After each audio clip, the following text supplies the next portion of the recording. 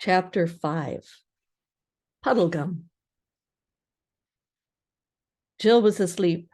Ever since the Owls' Parliament began, she had been yawning terribly, and now she had dropped off.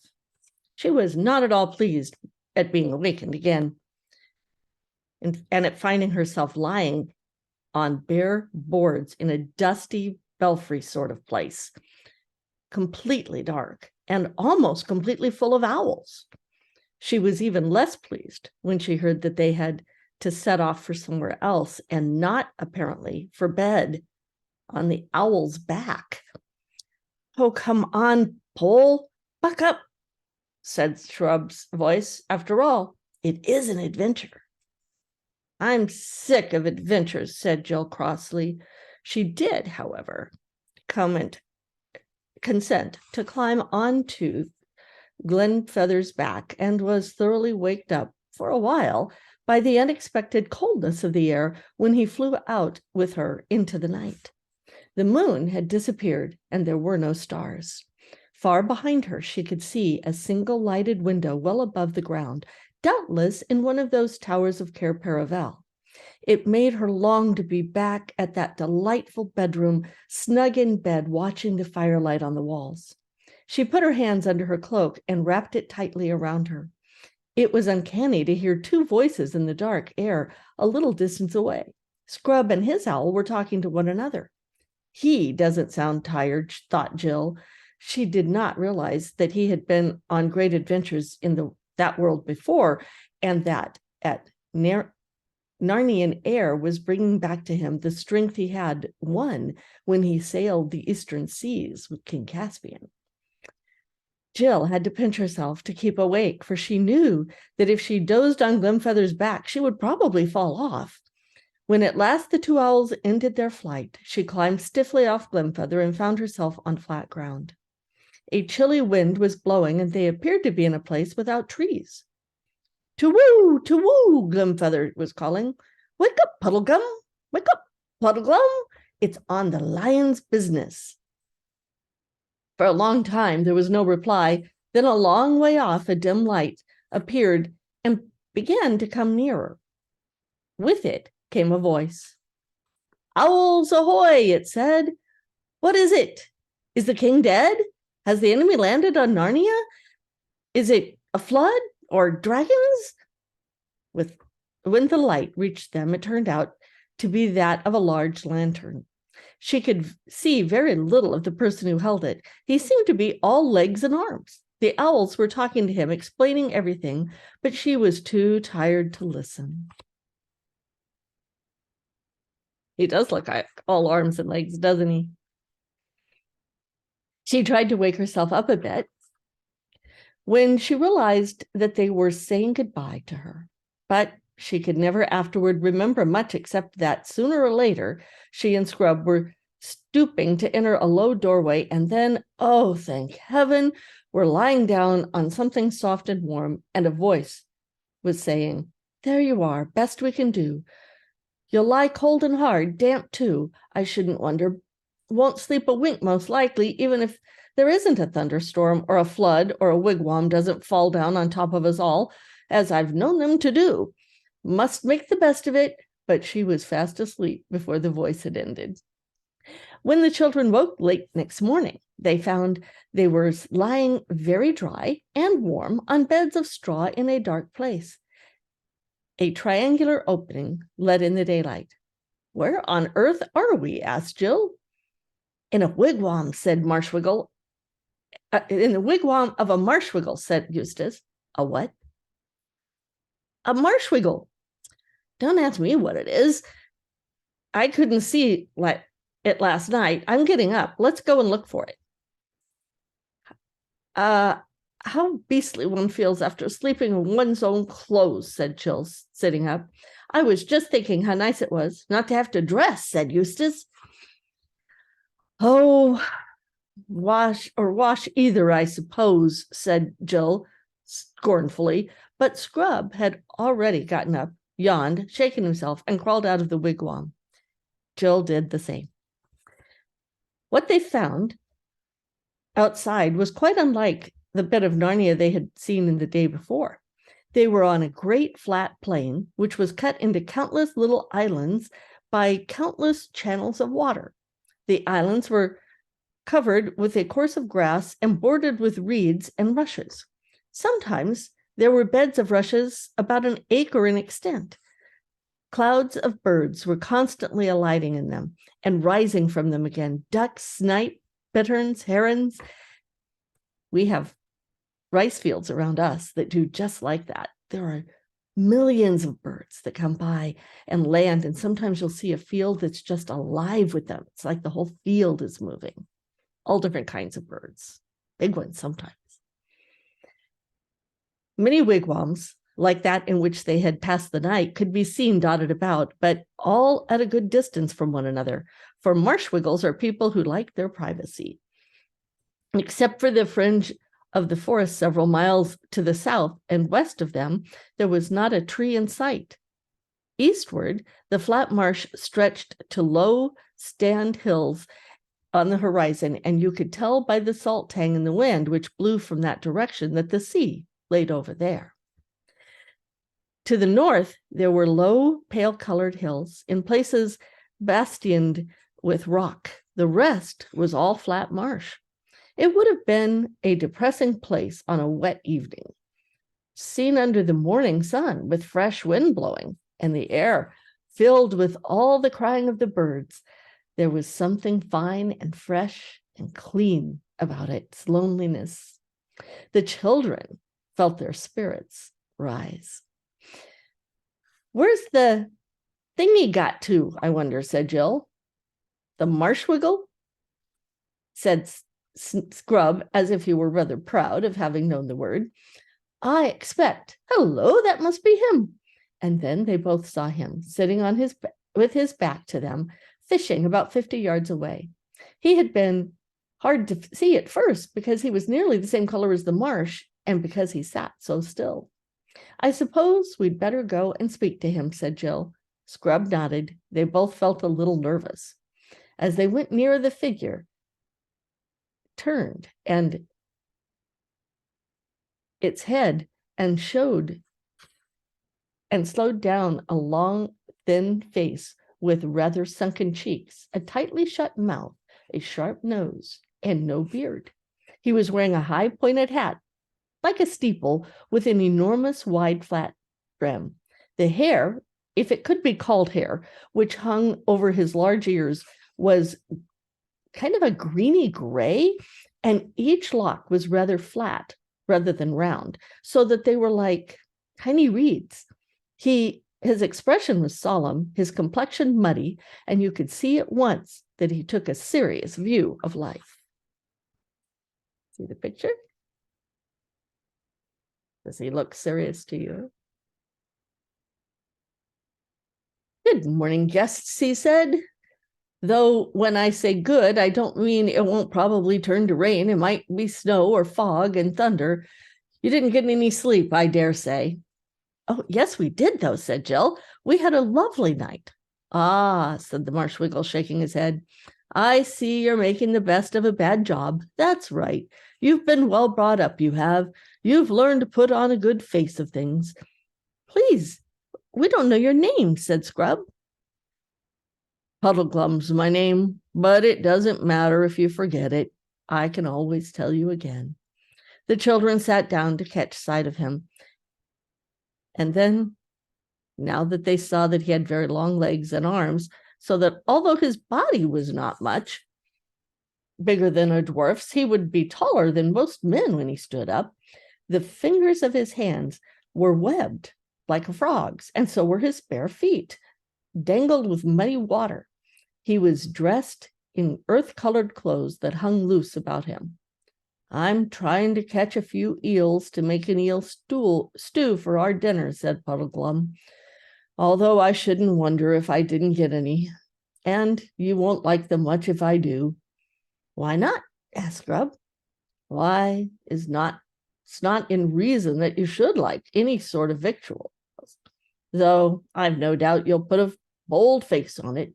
At the same time, while I'm catching them, if you two could try to light a fire, no harm trying. The wood's behind the wigwam. It may be wet." You could light it inside the wigwam, and then we'd get all the smoke in our eyes, or you could light it outside, and then the rain would come and put it out. Here is my tinderbox. You wouldn't know how to use it, I expect." But Scrub had learned that sort of thing on his last adventure. The children ran back together to the wigwam, found the wood, which was perfectly dry, and succeeded in lighting it their fire with rather less than the usual difficulty. Then Scrub sat and took care of it for a while, and Jill went and had some sort of wash, not a very nice one, in the nearest channel. After that, she saw to the fire, and he had a wash. Both felt a good deal fresher, but very hungry. Presently, the Marshwiggle joined them. In spite of his expectation of catching no eels, he had a dozen or so, which he had already skinned and cleaned. He put a big pot on, mended the fire, and lit his pipe. Marshwiggle smoked a very strange, heavy sort of tobacco. Some people say they mix it with mud. And the children noticed that smoke from Puddlegum's pipe hardly rose in the air at all. It trickled out of the bowl and downward and drifted along the ground like a mist. It was very black and set Scrub coughing.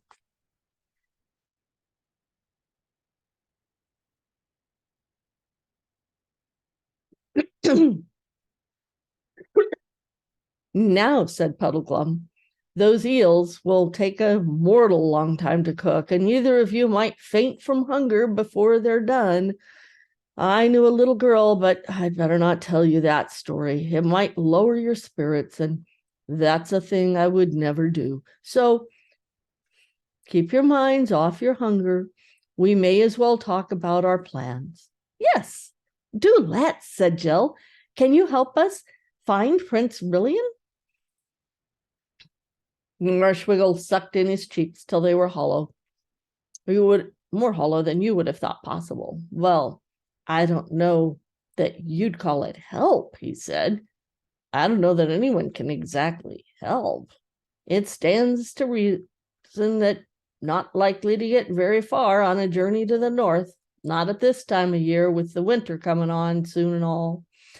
And the early winter too, by the look of things, but you mustn't take that make you downhearted. Very likely, what with enemies and mountains and rivers to cross and losing our way and next to nothing to eat and sore feet, we'll hardly notice the weather.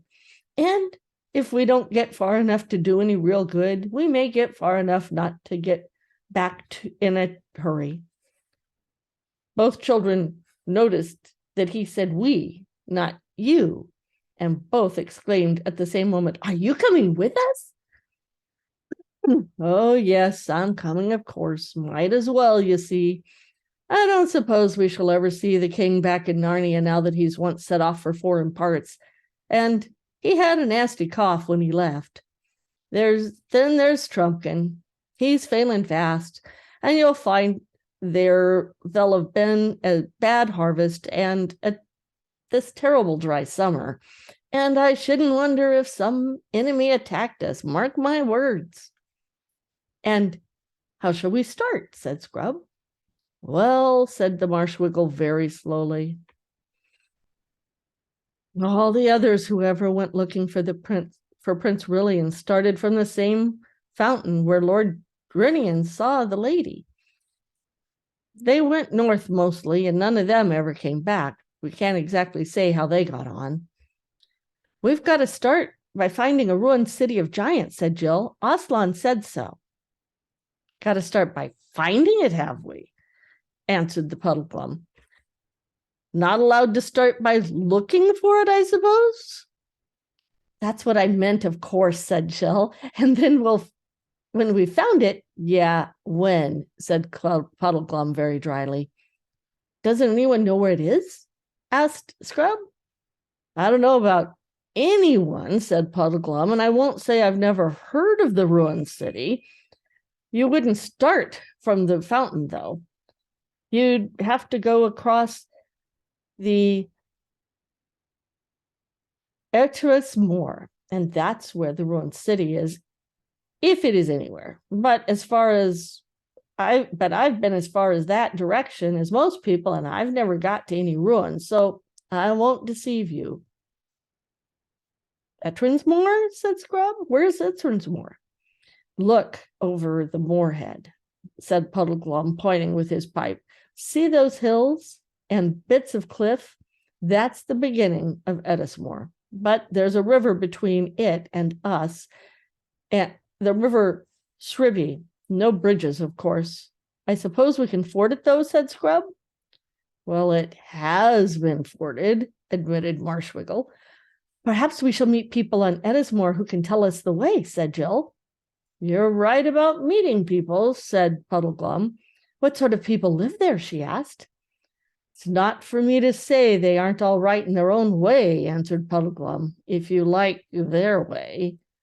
Yes, but what are they, pressed Jill. There are so many queer creatures in this country. I mean, there are animals, or are they animals or birds or dwarfs or what? The Marshwiggle gave a long whistle. Phew, he said. Don't you know? I thought the owls had told you. They're giants. Jill winced. She never liked giants, even in books, and she had once met one in a nightmare.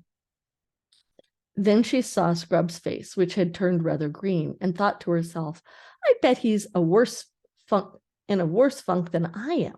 That made her feel braver. The king told me long ago, said Scrub, that time when I was with him at sea, that he's jolly well beaten those giants in war and made them pay him tribute. Oh, that's true enough, said Puddleglum.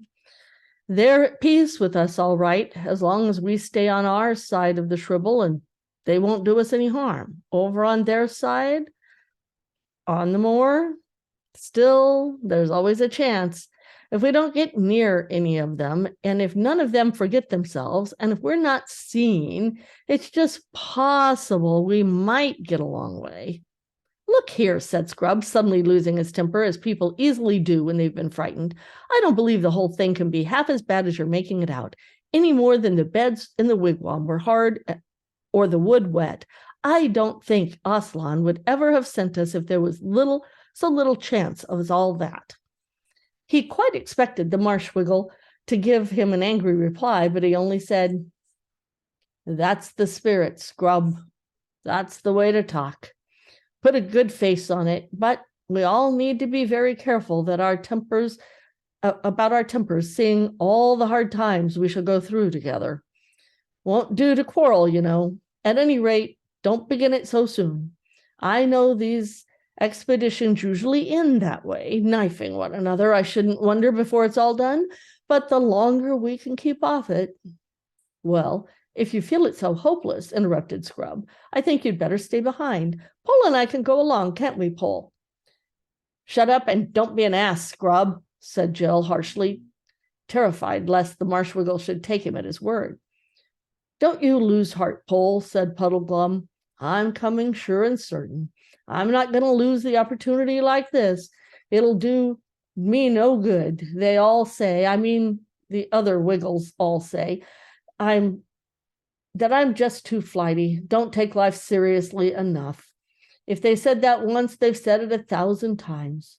Puddleglum, they've said, you're altogether too full of bombance and bounce and high spirits. You've got to learn that life isn't all fancy frogs and eel pie. You want something to sober you down a bit. We want only saying it for your own good, Puddleglum. That's what they say.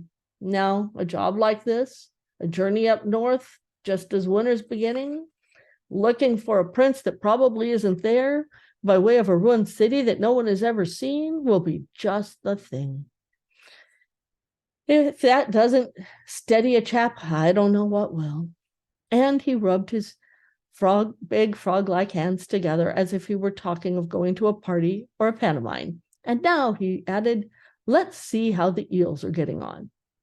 As the meal came, it was delicious, and the children had 2 large helpings each. At first, the Muddlewiggle couldn't believe that they really liked it, and when they had eaten so much, he had to believe them.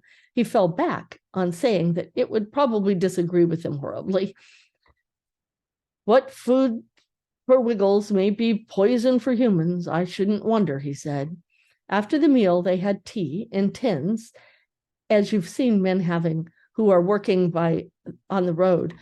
And Puddleglum had a good many sips out of a square black bottle. He offered the children some of it, but they thought it was very nasty. The rest of the day was spent in preparations for the early start tomorrow morning. Puddleglum, being far the biggest, said he would carry 3 blankets with a large bit of bacon rolled up inside each of them. Jill was to carry the remains of the eels, some biscuits, and the tinderbox. Scrub was to carry both his own cloak and Jill's when they didn't want to wear them.